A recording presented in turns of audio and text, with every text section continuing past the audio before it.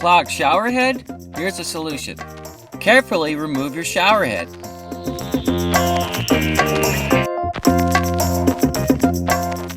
Then, in a bowl, combine equal parts of lemon juice and white vinegar.